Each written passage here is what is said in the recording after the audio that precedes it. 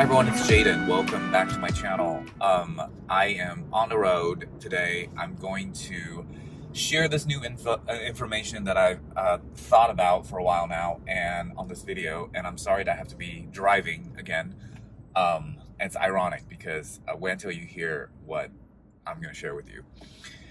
So today's video, it's all about how, and this is definitely my experience based because, I'm not a doctor or a therapist and nurse or, so I am not here to give out professional medical advice or try to diagnose you or saying that, you must have what I have. But this is just me sharing my take. And so this is about when I look back upon my journey, when I spent years to recover from the quote-unquote adrenal fatigue. I call it health crash because it wasn't just adrenal fatigue. It was pretty much chronic stress-related health imbalances, like severe health imbalances that was caused by chronic stress and lifestyle and all that.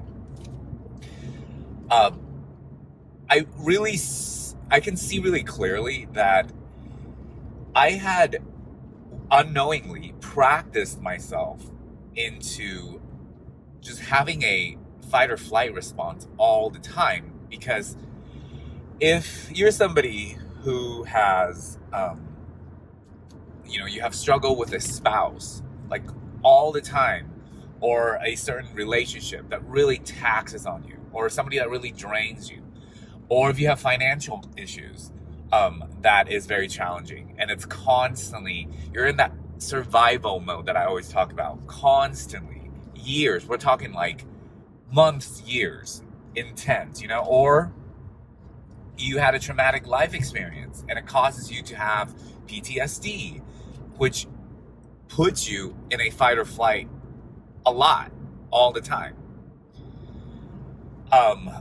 You're unknowingly, and this is what happened to me, I trained myself to have just all the time a kind of survival fight or flight response.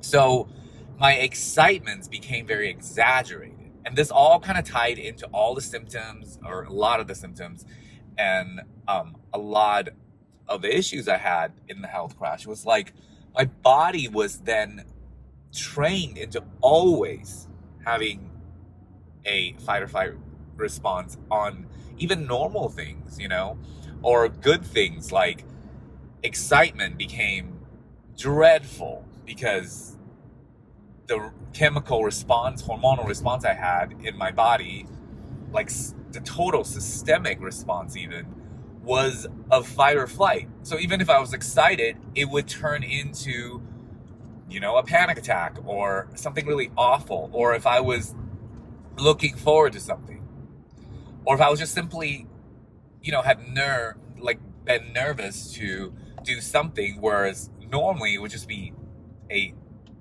pretty low grade nerves, it would just turn into, unfathomable, like, health crisis response and issue.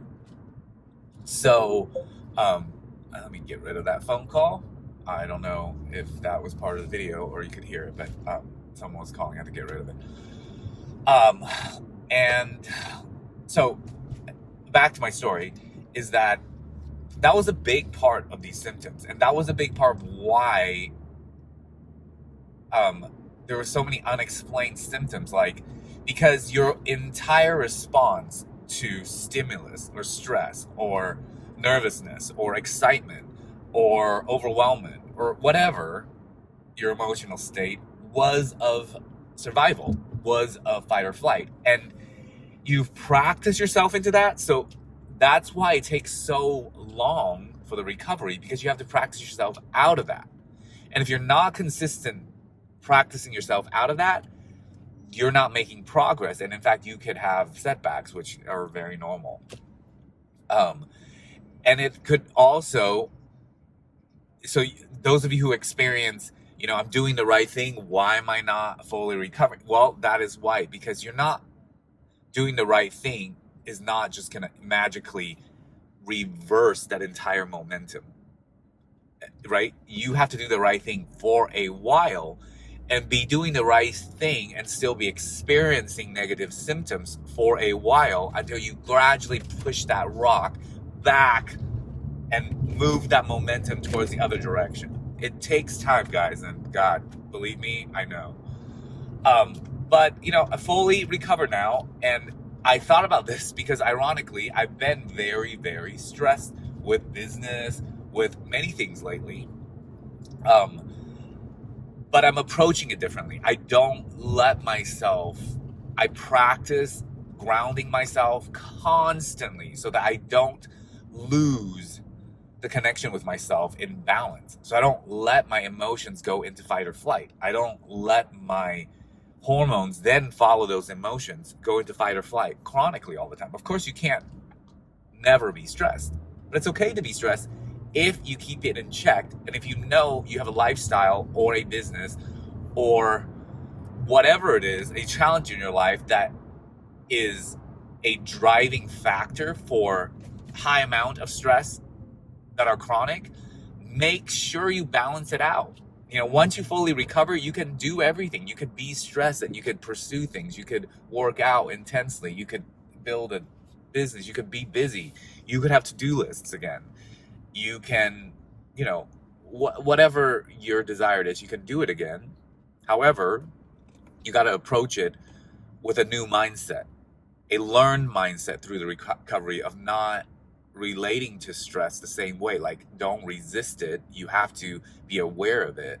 And also, you have to do things like calm down or set time aside to just breathe or whatever you need to do to fully balance out your stress levels. And that is this consistent stress management that is going to have to carry on as long as you are alive, because there's always going to be stress, and to manage this, you will need to be in balance. So I thought that was very interesting because, you don't really get a full, clear picture of the experience until sometimes when you're looking back, retrospect. So you really see certain things. And now that I have been 2 years fully recovered, I really see all that. And I really see that, it's really simple, guys. It's just chronic stress. Now, I'm saying this about my experience and, what I went through. So I'm not saying that this is exactly you. You definitely should get checked out by your preferred medical professional. I do not replace that. My YouTube community has grown more and more, and I do get tons and tons of comments a day, and I can't get to all of them, but I do read all of them, and I respond if I can.